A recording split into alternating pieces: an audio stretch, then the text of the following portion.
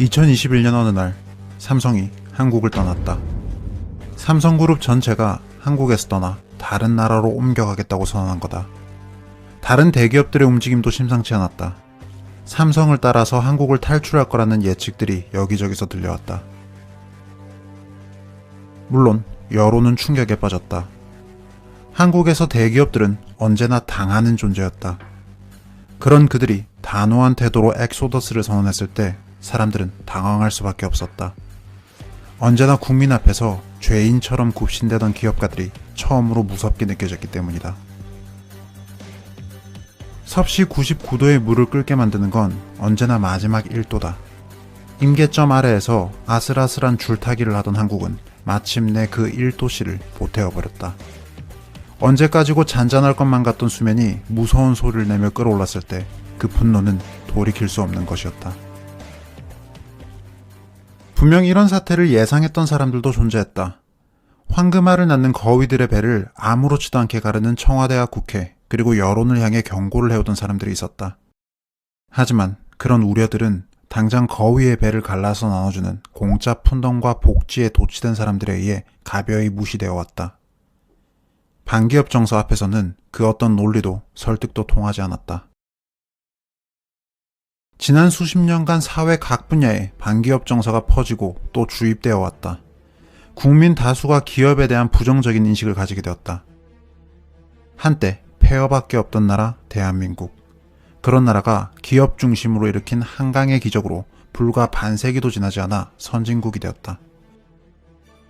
전 세계가 감탄하고 부러워하는 이런 기업 신화를 가지고 있는 나라가 역설적으로 전 세계에서 반기업 정서가 가장 강한 나라가 되었다. 반기업 정서를 등에 업은 정치는 더욱 잔인하게 기업을 괴롭혀왔다.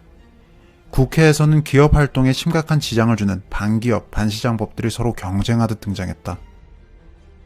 좌파 정치인들은 기업을 악이라 전제하고 만든 듯한 규제들을 쏟아냈고, 이를 견제해야 할 우파 정치인들은 기업의 앞잡이 취급을 받는 것이 두려워 입을 다물었다.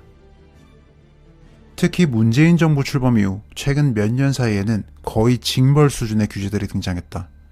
심지어는 기업들의 이익을 공유하자는 이익공유제 이야기까지 논의되기 시작했다. 사유재산이라는 중요한 권리는 공정, 평등 따위의 그럴싸한 정치 선동에 의해 손쉽게 침해당했다. 경제활동은 정치의 눈치를 보며 해야 하는 일이 되었고, 돈을 버는 건 죄악시 되었다. 그런 상황 속에서 좋게 봐줘도 정치적이라고 할 수밖에 없는 이유로 오너가 다시 구속되는 일이 벌어지자 결국 삼성은 한국을 뛰쳐나갈 수밖에 없게 되었다. 물이 너무 뜨겁다는 경고를 무시한 대가는 참혹했다. 끌어넘치는 건 한순간이었다. 그리고 그것은 국가적 차원의 재앙이 되었다. 삼성이 한국을 떠나는 건 그야말로 전쟁 수준의 피해가 예상되는 문제였다. 삼성의 매출은 300조가 넘는다. 이는 대한민국 총 국가 예산의 3분의 2 수준이다. 국내 총생산의 16.4%가 삼성그룹 하나에서 나오고 있다. 국내 상장사의 전체 시가총액 중 3분의 1 이상을 차지하고 있는 삼성을 잃는 것. 이는 단순히 26만 명의 삼성 직원들이 출근할 곳을 잃는다는 것만을 의미하지는 않는다. 코로나 사태 속에서도 꾸준히 양질의 일자리를 창출해온 기업들 이름으로써 젊은이들의 미래가 더욱 어려워지는 사태다. 게다가 삼성이 먹여 살리고 있는 5,330여 개의 협력회사들의 미래 역시 불투명해진다. 거기서 고용하는 직원들, 그리고 그들이 부양하는 가족들 역시 마찬가지다. 그뿐만이 아니다. 삼성은 협력업체와 국내 중소기업들을 위해 수만 건의 특허를 무상으로 개방하는 등 수많은 지원 활동을 펼쳐왔다. 대기업이 중소기업을 핍박한다는 건 정치가들의 망상일 뿐, 실제로는 삼성을 비롯한 대기업들이 국내 중소기업의 생존에 필수 불가결한 역할을 해왔다. 어마어마한 세금을 내므로써 각종 무상복지들을 가능하게 했던 것도 삼성을 비롯한 대기업들이었다. 대한민국 정부가 매해 받아가는 전체 법인세의 절반 이상을 대기업들이 감당해왔다. 그리고 다시 그 절반 이상을 삼성이 홀로 내왔다. 물론 이런 법인세는 매해 살인적으로 증가해왔고 최근 사상 최대 규모를 갱신했다. 그런데 이런 삼성을 잃게 되었다. 다들 사색이 되는 게 당연하다. 한편 외국 정부들은 벌써부터 군침을 흘리고 있다. 삼성을 비롯한 한국 대기업들이 한국을 떠나려는 움직임을 보이는 건 그들로서는 너무나 유쾌한 일이었다. 복덩어리가 그냥 굴러 들어오는 일이 될 수 있기 때문이다.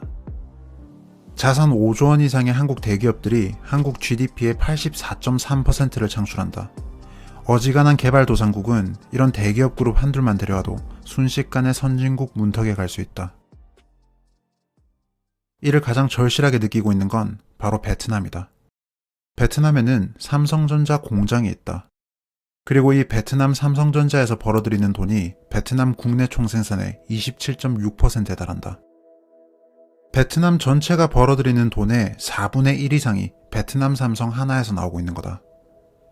베트남 정부는 어마어마한 양질의 일자리들을 창출하고 국가 경제 성장에 큰 기여를 하고 있는 베트남 삼성에 감사할 줄 아는 상식적인 정부였다. 그간 정부 차원에서 삼성의 수많은 구애를 해오기도 했다. 최고위 인사들이 꾸준히 삼성 경영진에 접촉하며 애정을 표현해왔고 삼성이 베트남에 투자를 확대해주기를 요청해왔다. 베트남 삼성 하나만으로도 국가 경제가 이렇게나 발전하는데 삼성그룹 전체를 데려오게 되면 한국을 따라잡는 게 불가능한 일이 아닐 것이다. 한편 한국을 떠나기로 결심한 삼성 입장에서는 선택지가 너무나 많았다. 어딜 가든 한국보다는 대접이 좋을 것이기 때문이다. 한국은 전 세계에서 법인세율이 가장 높은 나라 중 하나다. G7 국가 중 한국보다 법인세를 많이 내는 나라는 프랑스뿐이다. 게다가 전 세계가 법인세율을 꾸준히 낮추고 있다. 세계 법인세율 평균은 낮아지고 있는 한편 한국 법인세율은 거꾸로 상승해왔다. 특히 문재인 정부 출범 이후 그야말로 세계에서 역주행을 하고 있다. 앞으로 기업 활동이 더욱 어려워질 대한민국. 반면 다른 선진국들은 대기업들을 자기 나라로 끌어들이기 위해 앞다퉈 각종 혜택과 우대를 약속하고 있다. 삼성 입장에서는 대규모 이전의 리스크를 감당하더라도 충분히 매력적인 선택지가 많다. 무엇보다 자기들을 미워하고 괴롭히고 착취하는 나라보다 자신들을 대접해주고 당당하게 활동하게 해주는 나라에서 경제활동을 하는 게 경영 차원에서 더욱 전망이 좋아 보이는 건 자명하다. 한국의 여론과 정치는 그제서야 상황의 심각성을 깨달았다. 기업 하나 사라지는 게 문제가 아니었다. 삼성과 같이 국가 경제의 발전과 성장을 주도하는 기업을 잃는 것은 국가 경제를 무너뜨릴 수 있는 심각한 문제다. 대표적인 사례가 핀란드와 노키아의 경우였다. 2000년대 초 핀란드의 경제 성장을 이끌어갔던 회사는 노키아였다. 스마트폰이 등장하기 전 노키아는 전 세계 휴대폰 시장을 주도했다. 90년대 말부터 2007년까지 노키아는 핀란드 경제 성장의 4분의 1에 기여했고 법인세 역시 전체의 4분의 1을 냈다. 지금 삼성이 한국 경제에 기여하는 비율과 비슷했다. 그런데 스마트폰 경쟁에서 밀리며 노키아는 급격히 추락했다. 그리고 이는 핀란드 경제를 나락으로 추락시켰다. 경제 성장률이 급격히 줄어들었고 실업률이 솟구쳤다. 삼성은 노키아와 달리 세계 시장에서 끈질기게 살아남은 기업이다. 심지어 한국 삼류 정치의 갖가지 방해에도 불구하고 승승장구해왔다. 뿐만 아니라 전 세계 시장을 선도하는 역할을 하고 있다. 특히 삼성전자의 독주는 멎을 기미가 보이지 않고 있고 더욱 성장하고 있다.